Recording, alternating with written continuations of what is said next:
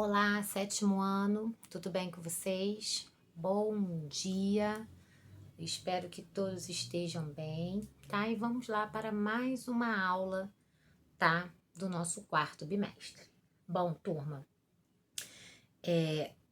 já passei o cronograma para vocês direitinho, coloquei lá na plataforma o formulário, tá? Para vocês executarem o trabalho, tá? Da maneira como foi colocado no cronograma. Caso vocês tenham alguma dúvida, vocês podem agora em aula ir no meu privado e tirar as dúvidas, tá bom? Como eu sempre falo com vocês, às vezes é um pouquinho complicado responder vocês em um outro momento, porque às vezes eu estou em outra aula, estou em outra escola e às vezes não fica fácil de eu responder de imediato. Então, se vocês tiverem alguma dúvida, vamos aproveitar o nosso momento de aula para tirar, tá bom? Bom, pessoal, então vamos aí fazer o cabeçalho, tá? Dia 25 de novembro de 2020, tá? E vamos para as correções, tá? Hoje, no cabeçalho de vocês coloquem aí para a aula, tá? Página 32 até 39 e para casa, página 42, tá? E antes de nós começarmos a nossa aula, eu vou fazer as correções da aula passada, tá bom? Nós falamos sobre certidão, né, de nascimento. Foi um assunto bem bacana, que vocês já conhecem. Bom, eu tenho aí na página 16 do livro 4, observem atentamente a imagem a seguir. Lá na página 17, vamos lá para as correções, de acordo com a imagem lá da página 16, tá bom? Número 1, ficou assim. Esses elementos certificam que o registro de nascimento foi feito no Brasil. Ponto. Número 2.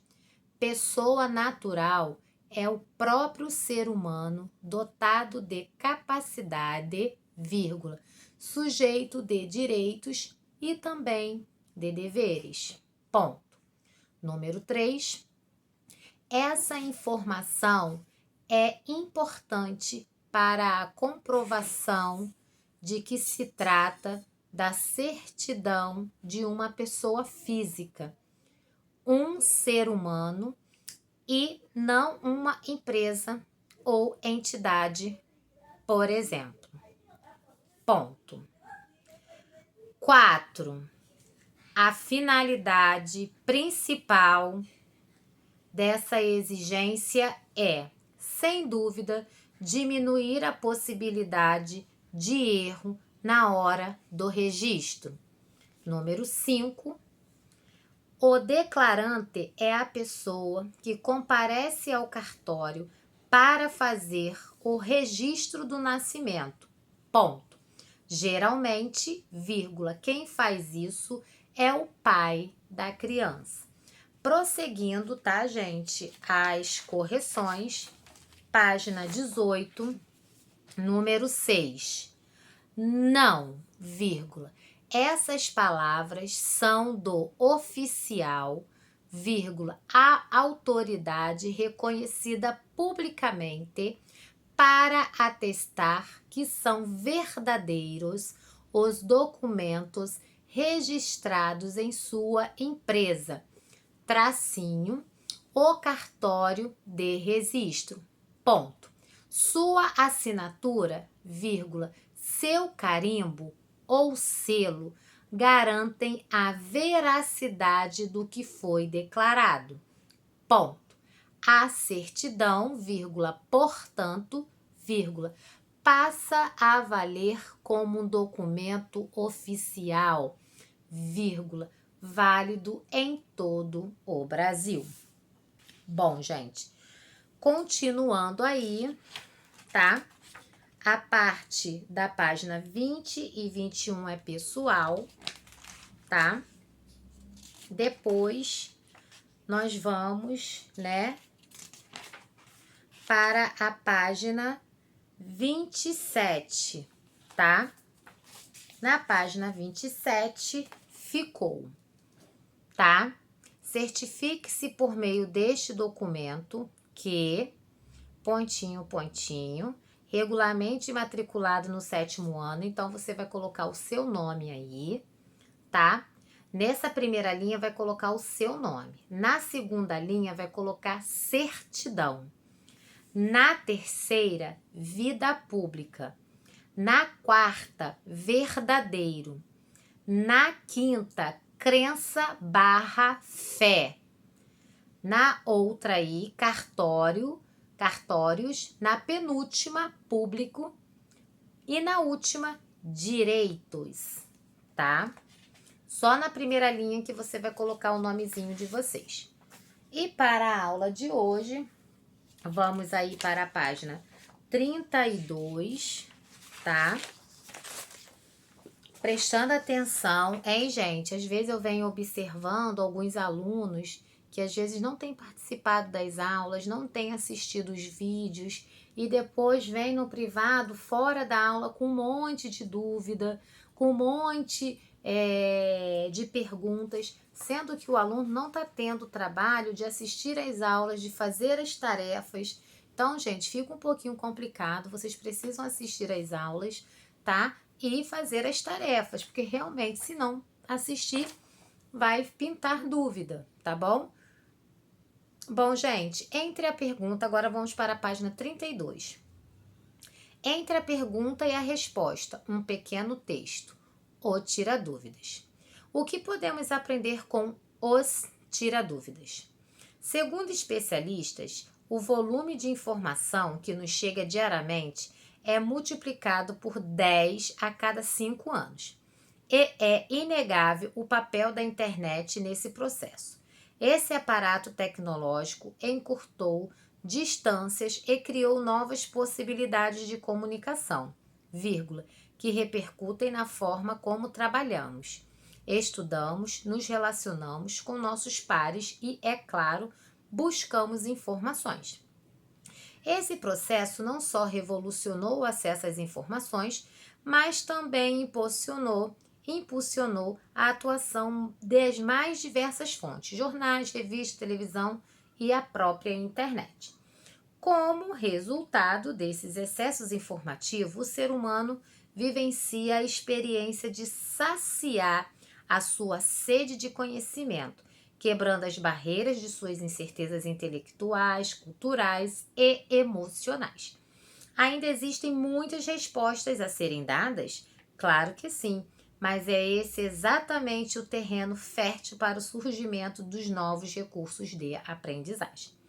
E é nesse momento que os gêneros textuais oferecem as suas grandes contribuições a gêneros específicos para lidar com a busca por explicações detalhadas sobre fatos, processos, fenômenos, e um deles é o tira-dúvida. Quem aqui não adora fazer uma consulta para tirar uma dúvida? Todos nós, né? Tema do nosso capítulo. Bom, agora, lá na página 33, eu tenho aí, tá? Essa pequena leitura. Como economizar energia da bateria do smartphone. Então, esse aí, gente, é um exemplo de tira-dúvidas, tá? A maioria dos modelos dos smartphones disponíveis no mercado oferecem uma bateria com autonomia limitada. Então, eu vou pedir para que vocês leiam esse textozinho aí, tá? Que é bem interessante sobre essa questão de tirar dúvidas, tá? E depois vocês irão lá para a página 34 responder umas questõezinhas sobre esse texto aí que a gente acabou de ler, de como economizar energia da bateria do smartphone. Então, agora vem a questão, como se constrói um tira-dúvidas, tá? Na construção de um tira-dúvidas, a manifestação da dúvida por meio de uma pergunta é o primeiro passo. Tal pergunta é, evidentemente, seguida de uma resposta, que se propõe esclarecer a dúvida de um leitor específico ou de leitores em geral. O padrão de linguagem depende das circunstâncias que se processa o ato comunicativo, em especial a faixa etária. Então, nesse caso aí, vocês irão colocar uma linguagem de acordo com a faixa etária, né? Vocês irão usar uma linguagem que se aproxime mais, talvez, de uma criança, né? De um jovem, de um adulto. Então, vai depender muito da faixa etária que é esse tira-dúvidas, tá? Uma pergunta enviada por uma criança ou adolescente pode exigir uma linguagem com mais típicas da informalidade, como forma de se garantir a total compreensão da resposta. O mais importante, no entanto, é produzir o texto com clareza, objetividade, precisão de informações e elementos cruciais para que o texto atinja seu efeito comunicativo. Bom, agora lá na página 35, embora não seja uma exigência do gênero, o uso de recursos não verbais costuma ser explorado nos tiras-dúvidas. Afinal, as ilustrações podem complementar de maneira muito eficaz as explicações oferecidas no texto, tá? Agora, sua tarefa é fazer uma produção de um tira-dúvidas. Para isso, seu grupo deve retomar a pergunta escolhida por vocês, fazer as pesquisas necessárias e elaborar uma resposta atendendo todas as características apresentadas sobre os gêneros, correção conceitual, objetividade, clareza, nível de linguagem. Então, você, no caso, aí não vai fazer em grupo, né?